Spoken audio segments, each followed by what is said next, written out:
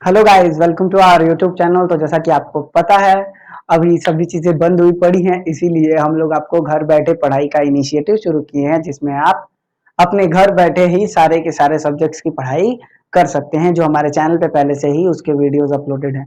तो अगर आप 9th 10th 11th या 12th के स्टूडेंट हैं तो हमारे चैनल को सब्सक्राइब करिए, क्योंकि यहाँ पर आपको 9th 10th 11th और 12th से रिलेटेड हर एक सब्जेक्ट्स के वीडियो आपको यहाँ पर देखने को मिल जाएंगे, और इसकी वजह से आप घर बैठे ही अपनी पढ़ाई कर सकते हैं। तो आप आज ही सब्सक्राइब करिए हमारे चैनल को।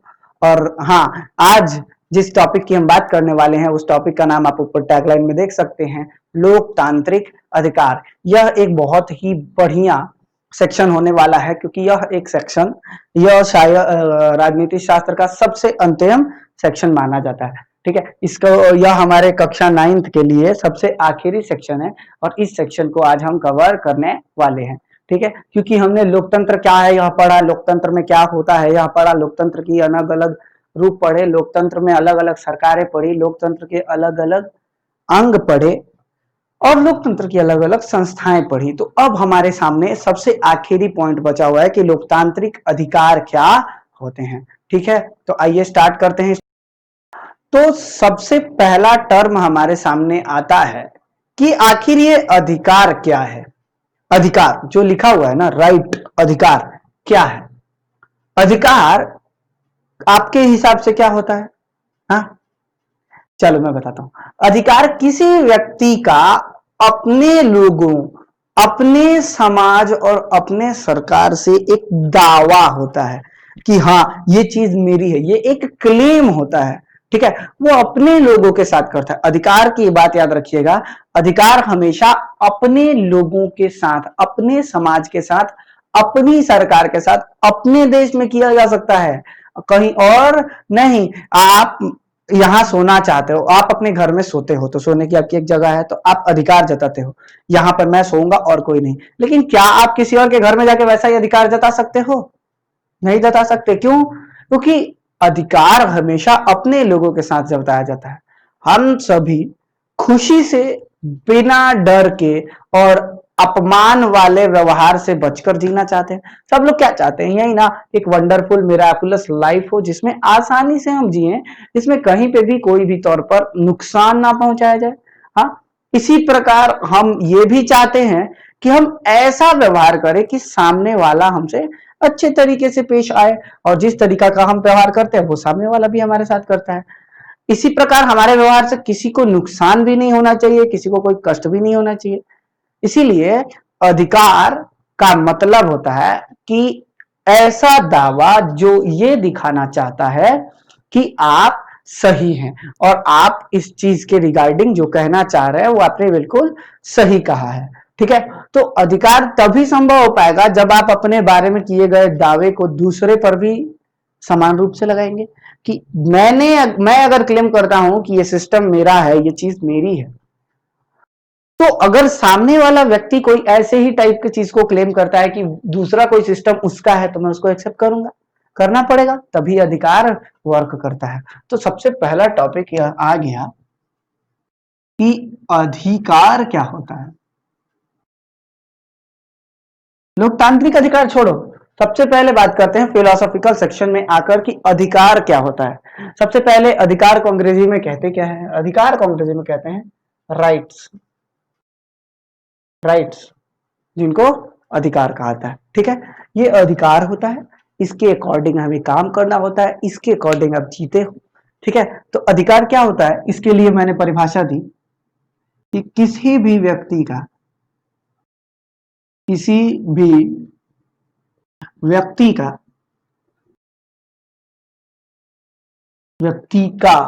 व्यक्ति का अपने लोगों, अपने लोगों,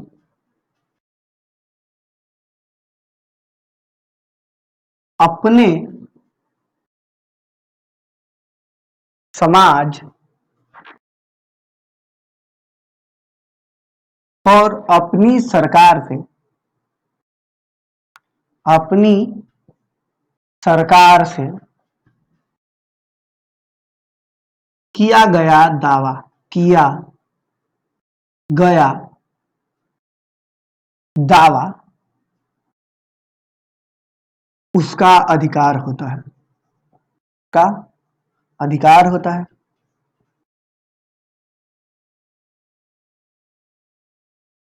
यह सबसे कॉमन डेफिनेशन कही जा सकती है अधिकार के रिगार्डिंग में। ये स्केच पेन को मैं बोलता हूं इस पर मेरा अधिकार है, यह मेरी चीज है, यह मेरी वस्तु है, कोई और नहीं ले सकता। तो इससे एक बात तो क्लियरिफाई हो जाती है ना कि मैं यह अधिकार किस पर जमा रहा हूं, आप पर नहीं, इस स्केच पर। ये स्केच कहां से बिलोंगिंग करती है, मेरे लोगों में, मेरे समाज में, मेरी सरकार में यह चीज बिलोंग करती है। तो यह मेरा अधिकार रिप्रेजेंट तो कर रहा है, लेकिन किसके साथ, मेरे लोगों के साथ, ना कि किसी और के साथ। और अधिकार के बारे में तो यह एक प्रॉपर डेफिनेशन आ गई। अधिकार कब तक काम करते हैं, अधिकार की आवश्यकता क्यों होती है, क्योंकि मुझे इस पर मालिकाना हक दिखाना है, नहीं, ये कोई बात नहीं हुई।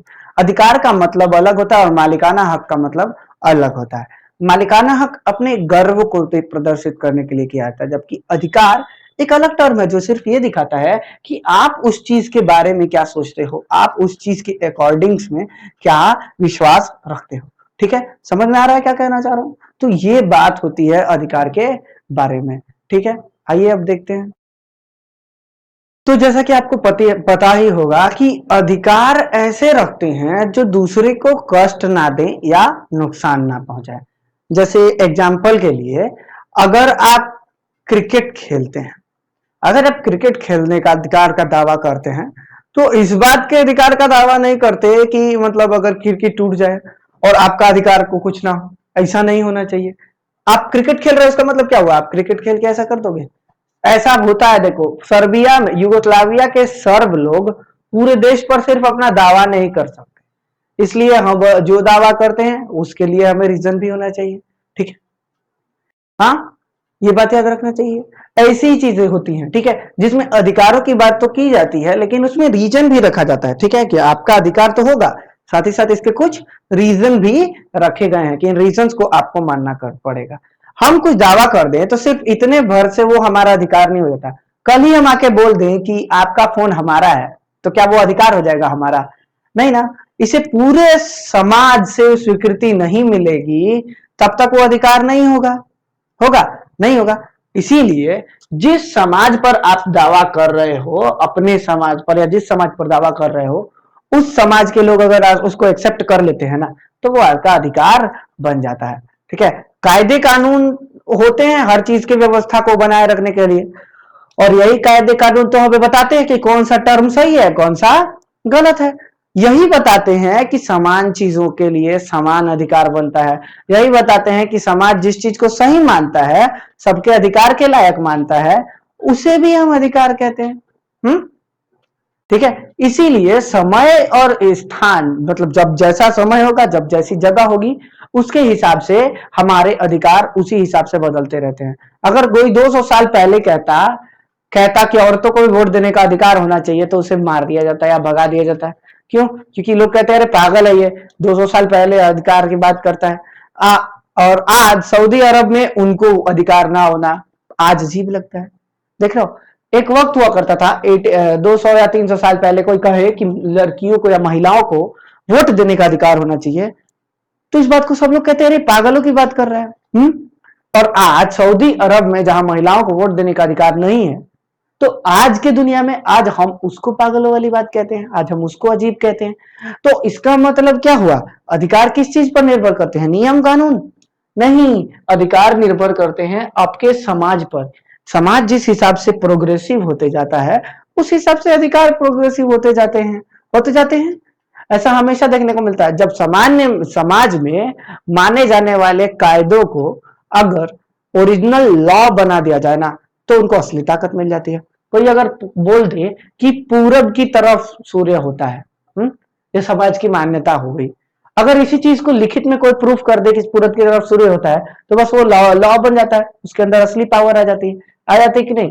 आज भी कहा जाता है कि दक्षिण की तरफ पैर करके ना सोए, हाँ, ना सोए, ऐसा कहा जाता है।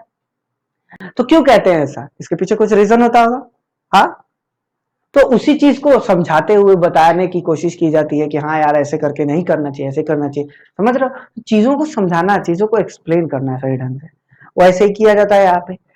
एक और टॉपिक आता है यहाँ पर कि अगर कोई सिद्धांत को ओरिजिनली लीगल नहीं साबित किया जाता है तो उसे लीगल नैतिक अधिकार ही रह जाएंगे सिर्फ। जैसे आपको याद होगा कि मतलब जैसे भारत में जो हमारे सिपाही थे उनके नैतिकता को दबाकर रखा जाता था, उनको दबाकर रखा जाता था, तो उनको क्या कहा जाता था, ये बुरे हैं, बस ऐसा कहा जाता था। आपको याद होगा जब हम इतिहास पढ़ रहे थे उसमें हम जब नेपोलियन के बारे में पढ़ा था तो हमने पढ़ा था ना कि गुलामी की व्यवस्था को उसने एक नया मोड़ दे दिया था जहां उसने कुछ अधिकार दिए थे। यार ये समाज चेंज हो गया था, इसीलिए तो वो लोग गुलाम को भी अब अधिकार देने की बात कर रहे हैं। एक ऐसा वक्त था जहां उनके खुद के पास अधिकार नहीं थे और एक ऐसा वक्त आ गया जहां वो गुलामों को भी अधिकार देने की बात कर रहे हैं। तो कुछ चीजें नई बदली हैं, कुछ चीजें नया हुआ है। जब कानून ऐसे संस्थाओं के जरिए काम करता है तो अच्छी बात मानी जाती है, ठीक है। पर वो इसके भरोसे ऐसे किसी व्यक्ति या संस्था के पास नहीं जा सकते कि जो उसको लीगल कर दे है। समाज में अगर कोई बिलीफ है, समाज में बिलीफ चल रही है कि अभी बाहर नहीं निकलना है, तो ये अच्छी बात है, लेकिन कल को इसी चीज को लॉ नहीं ना बनाया जा सकता। किसी संस्था के पास यह कहते हुए तो नहीं जा सकते कि रात को बाहर नहीं निकलना है, हाँ, क्योंकि उसको लॉ नहीं बनाया जा सकता। समझ रहे हो कॉन्सेप्ट को? तो ये बात आती है, जब कानून कुछ दावों को मान्यता देता है तो उनको लागू किया जा सकता है, फिर हम उन्हें लागू करने की मांग कर सकते हैं। लेकिन अगर नागरिक या अन्य सरकार कोई अन्य नागरिक या अन्य सरकार इनका आदर नहीं करते हैं, इनका उल्लंघन करते हैं, तो हम उसे क्या कहते हैं कि अरे इसने तो हमारे अधिकारों का हनन कर दिया। यानी जो अधिकार डिजाइन किए गए हैं, जो अधिकार लीगल किए गए हैं, अगर वह लीगल तौर पर किसी और द्वारा उसको तोड़ा जाता है तो उसे हम क्या कहेंगे? है? बुरा ही कहेंगे, ठीक है, कि यह बुरी चीज है, इसको हटाना जरूरी है, यह अधिकारों का हनन हो गया, ठीक है। ऐसी स्थिति में आपके पास एक ऑप्शन है, आप लीगल अधिकारों की बात कर रहे हो, किसकी? लीगल अधिकारों की। अगर वो न्यायिक हैं तो आपके पास फंडामेंटल राइट है, जाओ कोर्ट जाओ, जितना जल्दी हो सके जाओ, वहां पे जाके बात करो और बोलो कि हाँ हम निर्दोष हैं, हमको जबरदस्ती किया जा रहा है। उसके बाद आपकी बात मानी जाएगी, आपकी बात सुनी जाएगी। एग्जैक्टली वही तो मैं बताने की कोशिश कर रहा था कि जो अधिकार होते हैं वो लीगलाइज होते हैं, तभी उसके ऊपर मान्यता रखी जाती है। आप ऐसी स्थिति में किसी भी नागरिक अदालत में जा सकते हैं, अपने अधिकारों की रक्षा की मांग कर सकते हैं। भारत जैसे बड़े देश में तो ये भी अधिकार दिया गया है। अभी हम आएंगे ना भारत के संवैधानिक अधिकारों को पढ़ने वाली लिस्ट में आएंगे, तब आप कहोगे अरे ये क्या है, उस पर हम बात करेंगे सभी चीजों के रिगार्डिंग, ठीक है। तो इसमें 3 बातें ध्यान से रखी जाती है। पहला, इसमें तर्क होना चाहिए, हम अधिकार कर रहे हैं उस चीज में कोई तर्क होना चाहिए, ठीक है। कुछ अटपटी चीजों पर अधिकार नहीं जमा सकते, उल्टी पुल्टी चीजों पर अधिकार नहीं जमा सकते। दूसरा, इसे समाज से स्वीकृति मिलनी चाहिए, हम उसके प्रति रीजन दे रहे हैं लेकिन समाज उसको एक्सेप्ट नहीं कर रहा है, तो वो अधिकार नहीं हुआ। और तीसरा, अदालत से मान्यता प्राप्त होनी चाहिए, यानी लॉ में लीगल कहा हुआ है कि ये चाहिए तो उसको सही मानेंगे, ठीक है। समझ में आया? तो अधिकार के लिए क्या क्या जरूरी है? पहला, इसकी आवश्यकता क्या है? तो इसका आवश्यकता होगा तार्किक दावे, तार्किक दावे, तर्क वाले दावे, मतलब इसमें रीजनिंग दिया गया है, हाँ, रीजनेबल क्लेम। दूसरा, सामाजिक स्वीकृति, भाई समाज इस चीज को एक्सेप्ट करना चाहिए, सामाजिक स्वीकृति। चलो ये तो हमेशा से पढ़ते आ रहे हैं, सामाजिक स्वीकृति। एंड तीसरा, जिसको क्या कहते हैं, तीसरा कहते हैं अदालत द्वारा मान्यता, कि भाई अदालत इस टर्म को क्या करे, मान्यता प्रदान करे, अदालत द्वारा मान्यता है, अदालत द्वारा मान्यता, ये चीजें होनी चाहिए, ठीक है। अब ये तो था अधिकारों की एक परफेक्ट व्याख्या। अब हमारा अगला टर्म है कि लोकतंत्र में अधिकारों की क्या जरूरत है। तो सबसे पहली बात ये जान लो ना कि लोकतंत्र की स्थापना के लिए ही अधिकार की जरूरत है। अगर आप लोकतंत्र को स्थापित करना चाहते हो तो उसके लिए अधिकार चाहिए ही चाहिए। लोकतंत्र में हर नागरिक को वोट देने का अधिकार, चुनाव में लड़कर प्रतिनिधि चुनने का अधिकार, अपने प्रतिनिधि चुनने का अधिकार होता है, क्योंकि लोकतंत्र की कॉन्सेप्ट ही यही है। लोकतंत्र का मूल एजेंडा क्या है? जनता का शासन, जिसमें जनता अपने लिए शासक चुन सके। जनता कब अपने लिए शासक चुनेगी भाई? जब उसको अधिकार दोगे। और अधिकार कैसे दोगे? ऐसे दोगे। तो लोकतांत्रिक चुनाव हो तो लोगों को अपनी इच्छा व्यक्त करने का अधिकार दिया जाना चाहिए। ये बात आ जाती है कि वो किस राजनीतिक पार्टी को मतलब मानते हैं, किस राजनीतिक पार्टी की अधिकार को देना चाहते हैं। लोकतंत्र में अधिकारों की एक बहुत ही स्पेशल भूमिका है। अधिकारों के वजह से ही जो ज्यादा लोग होते हैं वो कम वाले लोगों को दबा कर नहीं रखते, यानी अल्पसंख्यक जिनको कहा जाता है वो विकसित हो सकते हैं, वो बढ़ सकते हैं, वो आगे आ सकते हैं। और यही इस बात की व्यवस्था करते हैं कि बहुसंख्यक लोग अपनी मनमानी ना करें लोकतंत्र में। क्यों? क्योंकि अल्पसंख्यकों को भी कुछ अधिकार दिए गए हैं। समझ रहे हो? लोकतंत्र जैसे बड़े कॉन्सेप्ट में यही बात मानी जाती है। दो तीन बड़े कॉन्सेप्ट मिल गए। पहला, यह जनता का अधिकार हो जाता है। दूसरा, समानता के चक्कर में हमें इन लोगों को भी अधिकार, अल्पसंख्यक बहुसंख्यक के अधिकार डिसाइड करने पड़ते हैं। अगर कुछ नागरिक किसी और के अधिकार हड़पना चाहें, अगर कुछ नागरिक किसी और के अधिकार हड़पना चाहें तो वो मनमानी नहीं कर सकते। इस परिस्थिति में स्थिति बिगड़ेगी, और अगर स्थिति बिगड़ी तो भाई सरकार कंट्रोल में आएगी और ये तीनों लॉ लगाएगी और कहेगी ये चीज सही है तो हाँ इनको अधिकार दिया जाएगा, ये चीज गलत है तो हाँ इनको अधिकार नहीं दिया जाए। आपसे कोई आपकी पावर एजम्पशन नहीं छीन सकता। जब तक आपके पास पावर है आप ये चीजों को समझ सकते हो। आपने कई बार देखा होगा कि हमारे देश में संप्रभु सरकार पाई जाती है जो अच्छे तरीके से वर्क करती है, जिसमें बेटरमेंट पाई जाती है, जो सभी चीजों को अच्छे तरीके से कंडक्ट करा रहे होते हैं, सरकार के संचालन को नियंत्रित कर रहे होते हैं। तो एक अच्छे तरीके से मान लो कि इसमें कॉन्सेप्ट आ गया, पूरे के पूरे लोकतांत्रिक अधिकारों की चर्चा हो गई। ठीक है, अधिकांश लोकतांत्रिक शासन व्यवस्था में संविधान के अधिकारों को ही प्राइम माना जाता है और उन्हें मूल बताया जाता है किसी भी कॉन्सेप्ट का।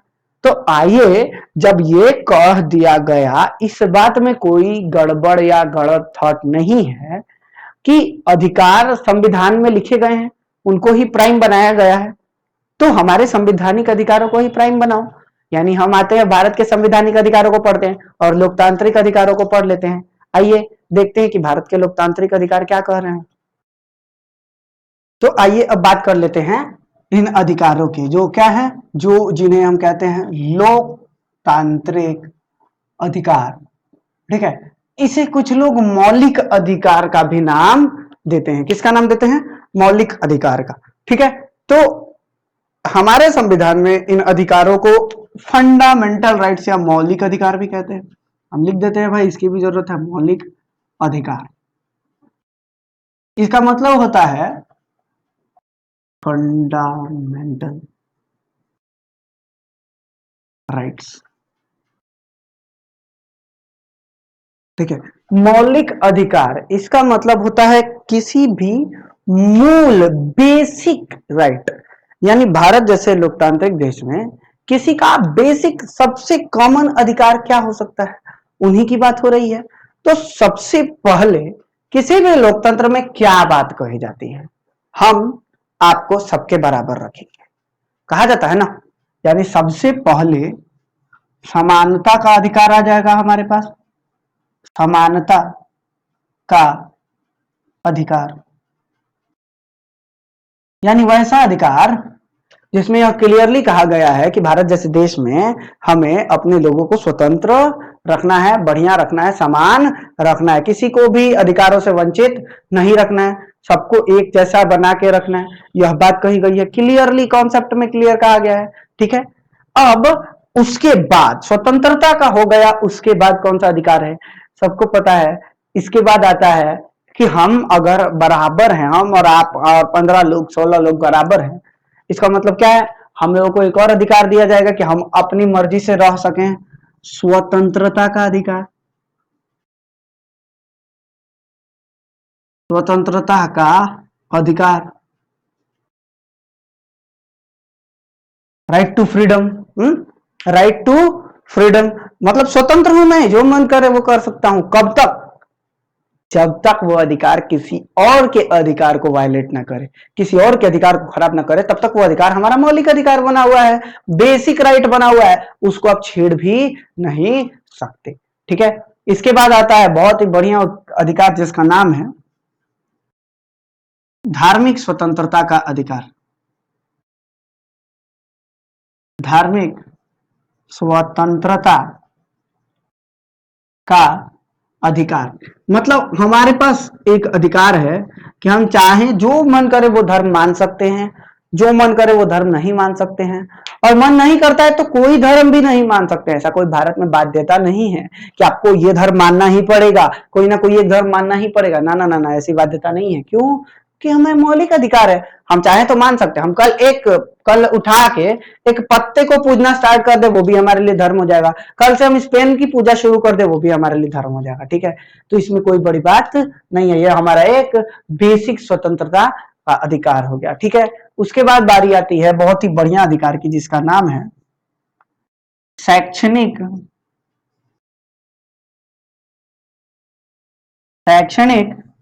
एवं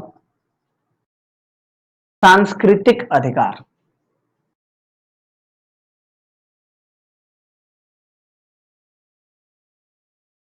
अधिकार, इसका मतलब क्या होता है भाई? शैक्षणिक एवं सांस्कृतिक अधिकार मतलब आपके पास यह अधिकार है कि आप जो मन करे वो शिक्षा हासिल कर सकते हैं, और जो मन करे वो संस्कृति ले अपना सकते हैं। ठीक है, मुझे मन कर रहा है मैं अपने कल्चर को, अपने हिंदू कल्चर को आगे बढ़ाना चाहता हूं, तो मैं अपने लोगों में हिंदू कल्चर को फैला सकता हूं।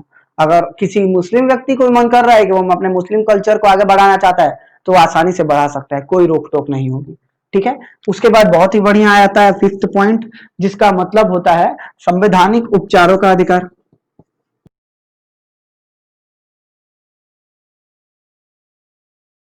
उपचारों का अधिकार। ठीक है, और उससे भी बाद में आता है उससे भी बाद में आता है शोषण के विरुद्ध अधिकार।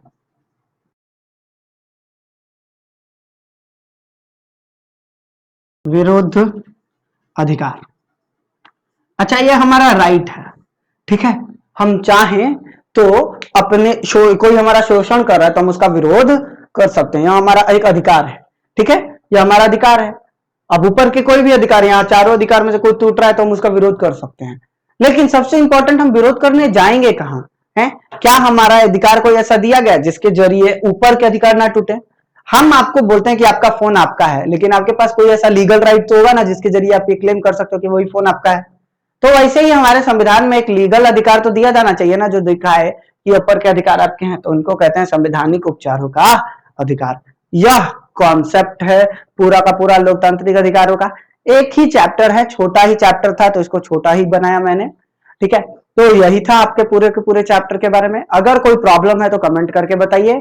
अगर वीडियो पसंद आया तो लाइक करिए, चैनल को सब्सक्राइब करिए और देखते रहिए हमारे चैनल को।